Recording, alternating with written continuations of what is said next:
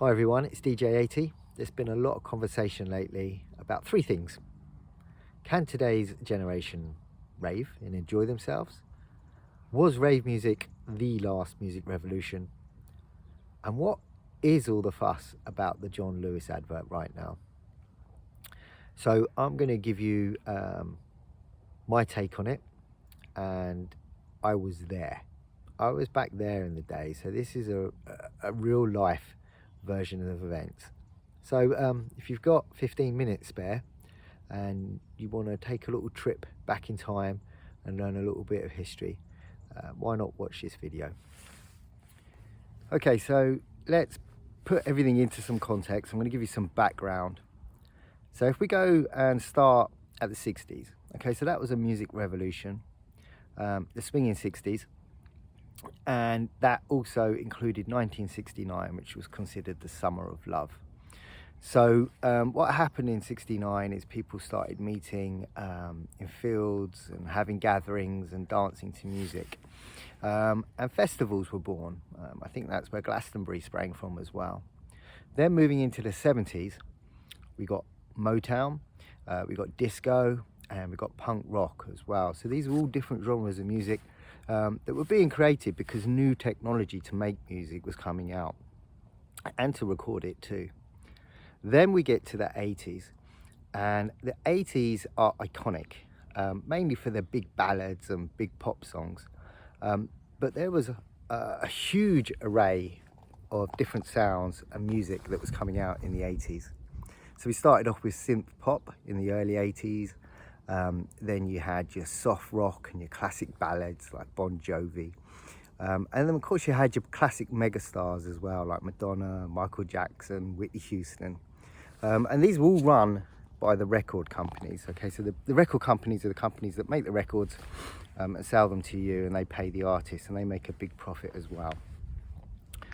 Also coming out in the 80s, you had the emergence of rap with bands like Public Enemy and NWA.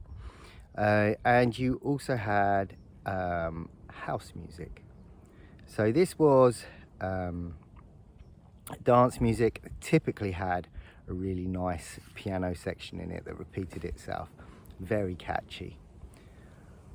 So the only way to get music back then in the 80s is to buy records. So there was big record shops. So records are like the vinyl discs and you put them on a record player.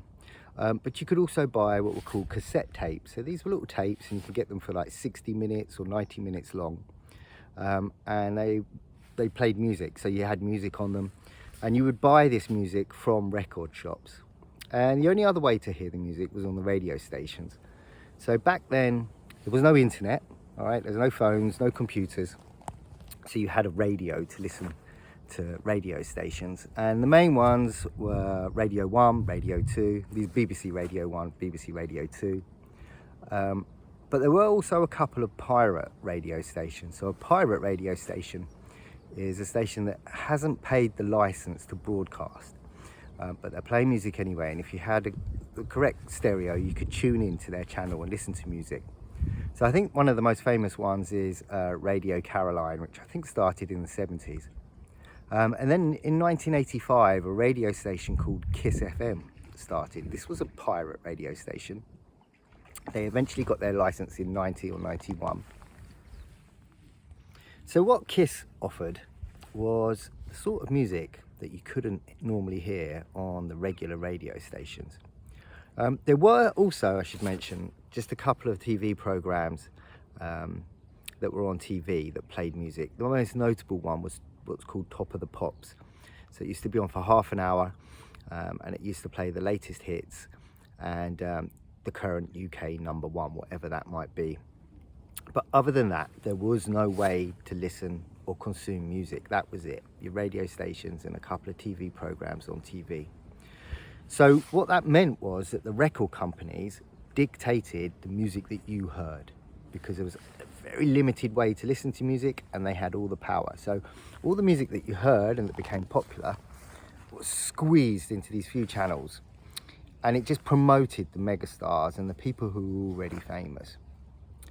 So along came Kiss FM, and they started playing music that was independently produced. So this music was often called white label music. So the records had a white label on them in the middle, which meant they weren't owned by a record company. They were produced by someone who would, like you or me, would make some music at home. We would take it to a record making factory and say, can you put this onto vinyl, make it a record? They would do that, and then they would send these records off to DJs and, you know, Kiss FM, and say, can you play them? This is my song. And what happened, and it wasn't just in England, but this was in the whole of Europe, you know, Denmark, Norway, Berlin, in Germany, and Italy in particular, there was this underground movement of people who were listening to this alternative music. So the 80s, although it was great for music, it did have its problems. So there was just two main political parties, really, the Labour and the Tories. We had strikes, we had football hooliganism. We actually got kicked out of European matches because of fighting. We'd had a financial crash as well. So there were highs and lows, and by the time we got to the late 80s, or 1989, people were miserable. People had had enough, and they still only had this main form of media coming in. BBC Radio 1 or BBC 1 on the TV, BBC 2, ITV. And towards the later part of the 80s, we got Channel 4 and Channel 5, and that was it. If you were really lucky, if you were posh, you might have got MTV as well. But people had had enough. And this underground movement was born, and it was a generation of young people who started listening to alternative music, this rave music, this house music that was being heard on stations like Kiss FM. And they eventually decided to do something different. These guys decided that they were going to all meet up in fields, in abandoned warehouses and abandoned factories, and rave to rave music, dance music, house music, techno house. So how this worked was there was actually no main organisation organising this. It was completely natural and organic. So we didn't have mobile phones, no internet, but we did have telephone boxes, and you might still see some on the street, like the red boxes, and you can go in and make a call. So back in the 80s, these were everywhere because some people didn't have phones at all, but if you were fortunate, you would have had what's called a landline, so a phone inside your house, and that would connect to a phone in someone else's house. Phone boxes were everywhere because people had emergencies, you know, your car could break down, could be an accident. There's always a phone box nearby, you could dial 999. So these people organising these raves would leave cards in the phone boxes with a phone number on it to call. And the people who wanted to go to raves would, on a Saturday night, you'd drive around in your car would be full of everybody who wants to go to a rave, and we wouldn't know where it was. So what you had to do is ring this phone number, and it would ring and ring and ring, and there'd be no answer. And then at some point, maybe 9 o'clock at night or 9:30, you'd ring it, and there'd be an answer phone message, and it would give you the address or the coordinates of where the rave was being held. And then before you know it, you've got convoys of cars, all driving, all full of young people, actually people of all ages, all driving to this location. And very often it was in the middle of a field. And when I talk about middle of a field, you know, when you're driving on the motorway and you see loads of fields just drifting past, it's like in the middle of one of those. So what would happen is convoys of cars, they would pass the message on, oh, this is where it's at, and they would head to this destination. So very often there wasn't parking, so you'd see cars parked like halfway on the mud and a ditch and halfway on the road, or very often they would access the field, so they'd find a gate and all these cars would just drive into the field, park up, and then you'd go in to this rave. So it might just be open, like open in a field, it might be a big tent, a big marquee. They also took place in sort of big cities, but abandoned warehouses as well. And you didn't know the DJ, so you couldn't even reach the DJ. The DJ would be outside somewhere or up on the stage, You would go there, you wouldn't know exactly what music was going to be played, but you knew that it would be some kind of rave music that you'd been listening to at home. So what made these raves so special was that you had people from all walks of life there. So you had young, you had old people who were part of the, festival uprising from the 60s. You had rich people, you had poor people, and there was no beef. It was literally all about escaping, being free, being in the moment, but most importantly, the music and how that music made you feel. And these raves often went on all night. So, they might start at 10 in the evening and they would go on all through the night and very often not finish until sort of 6, 7 in the morning. And then, of course, what would happen in the morning is you'd be exhausted. It would be a Sunday. So Sundays back in the 80s aren't like Sundays are now. So there's nothing to do. Everything was shut, everything. So, you might be lucky at a 24-hour petrol station or a local sort of co-op or spa shop, something like that. But people didn't do anything on Sundays. They either went to church, maybe went to a pub, but very often they either stayed in or they'd visit, go and see your relatives, because it was the sort of thing that you did on a Sunday. So for ravers, the Sunday was the come down. We called it a come down day. So if you'd been dancing non-stop the night before until 6 in the morning, you didn't want to do anything on Sunday, and it was considered a rest day by everyone anyway. So you would just come down, chill out, maybe have some food, and then what you would do is you prepare yourself for your working week. So most people work Monday to Friday. Saturdays were for young people at school, Saturday jobs. That's where the phrase comes from, a Saturday job, or sort of older people who wanted to keep their hand in at work. And the other thing that doesn't get mentioned very often about back then is getting paid. So most people got paid weekly back then.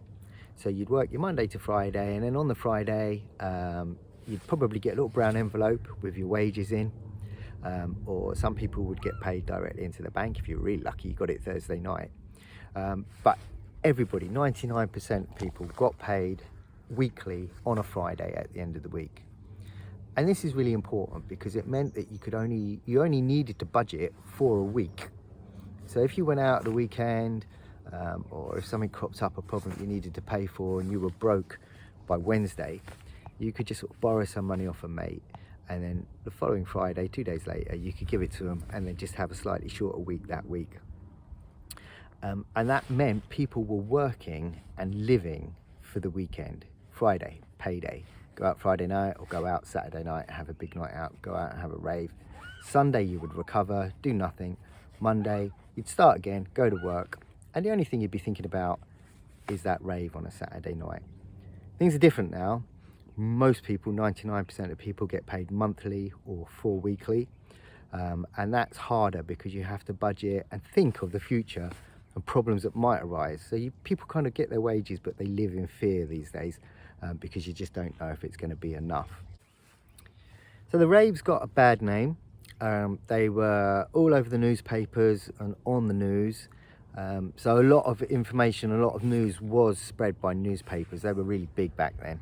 And they were always prefixed with illegal. So it wasn't, there was a rave at so-and-so, it was a legal rave.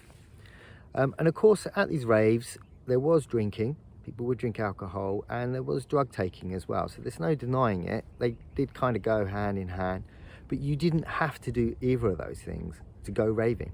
It wasn't like you had to do it. It wasn't like you're not going to have a good rave unless you do that. It's just that very often people did. So in the media, in the news and in the newspapers, raves were villainized. Okay, they were evil things. Oh, it's awful, people are going onto other people's land and they're taking drugs, and they're staying out till 6 in the morning. So if you were a raver who was enjoying this freedom, you were also a villain as well. And then what would also happen back then is the police would get involved as well. So once raves started to take off, and it was like not a case of is there going to be a rave this weekend, it is a case of where is the rave going to be this weekend. The police were obviously expected to do something about it. So very often the police would turn up, but by the time they got there, because they didn't know where it was any more than the people going to it did, and the people who were going to raves certainly weren't going to tell the police where it was, but the police would turn up, and then all they could do is just cordon it off, because there'd be too many people there. And the truth was, ravers were just dancing. It was just music playing loud, and it was just people living in the moment, loving one another, and they were just dancing. So they weren't actually doing anything wrong. They weren't fighting or, vandalizing anything. If it was an abandoned warehouse, it was abandoned already, so they weren't causing any extra damage to it. And the police, for their part, actually just sort of said, you know what, they aren't. It's better that they're here having a good time than, rampaging through town drunk, smashing cars or shop windows and stuff. And of course, I expect there was also a few police who on their weekends off might have gone to a rave as well. Then there were the farmers. So part of this villainisation was that people were going on these poor farmers' land and having raves. And farmers are a canny bunch. Okay, so there might have been one or two cases where the farmer didn't know about it, but I'm pretty sure that back then the people organising the rave might have slipped them a bit of money, and the farmers for their part said, yeah, you can hold it on the field, but if the police ask, or if anybody asks, I didn't know about it. And the great thing about this is in the morning after the rave, when you wanted to drive home, very often the field would be churned up, so it would be super muddy. The cars were really basic back then, so the cars would end up just wheel spinning in the field. You couldn't drive out the field that you drove in earlier on in the night. And what you'd have is these people all come together who didn't know each other from the rave, would all help and push each other's cars out of the field and get them back onto the roads. And they'd push your car out, you'd get it out on the road, and then you'd go back and help them push their car out. But there were also plenty of instances where the farmers would come down with their tractors, stick a rope on the back of the tractor, attach it to your car, and they would tow you out onto the road. And that's the reason why I don't think all the farmers were completely upset about having raves in their field. So now let's just talk about what happened when you weren't at rave. So there were pubs to go to on a Saturday night in the late 80s, and if you were lucky, you might have a small club, a nightclub in your town. So what a nightclub is it's a bit like a pub, but it's there for dancing really. So they'd have a bar there, and then they'd have like a place around the edges where you could sit, or more likely just stand. But the main part of the nightclub was a dance floor, so it was for dancing. So these clubs started going, hold on a moment, if people are willing to go and listen to rave music out in a field and get muddy and have problems with the police, they'll come into a club and do it. It's warm, they can buy drinks, they can park, it makes sense. So they saw the money in this, and what the club started doing was they started hiring DJs, people who knew about rave music, and then they started playing it in the clubs. So what happened from that is, over the course of sort of 1 or 2 years, these nightclubs that were used to be all sort of for posh people wearing suits and smart clothes, suddenly became more accessible to everyday people, and they started playing rave music, dance music in general. And they not only attracted the ravers, but they also attracted people who were into the music, but they weren't quite confident enough to just drive off into a field in the middle of nowhere and dance with a load of strangers. But they were into the music, so they would go to these clubs, and then these clubs just started taking off. Before you knew it, if your town didn't have a club, it soon did. And then over the years, these clubs got bigger and bigger.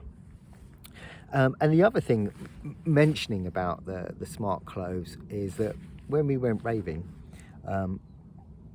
we didn't have to wear smart shoes, we didn't have to wear trousers and a tie, which was pretty much the remit up until that point. If you went out, you were expected to kind of dress smart.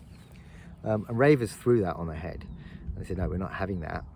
And they started wearing big, baggy clothes, baseball caps, trainers. This is who we are, this is what we want to wear, and this is what makes us comfortable. And so the clubs that sprang up also aligned to that and said, okay, look, we're not going to have a dress code. You know, you can come in your trainers. And it was a culture, and that dress culture of being a raver, of having baggy clothes, baggy tracksuit bottoms and trainers and Fila or Nike or Adidas, that still lives on today now. So when you get to go out and you can go to an event and you don't have to wear a shirt and tie, you can wear whatever you feel comfortable in. You can thank the rave culture for that, because we brought you that. Another thing that also happened with the clubs is the record labels, all these big record labels that were pushing your superstars, suddenly we're missing out on money here. And they just started snapping up anybody who produced independent music, and then they would publish it and release it under the record label. So all of a sudden the 90s became about dance music. So most DJs now will relate the 90s to dance music, and lots of subgenres of music came from that.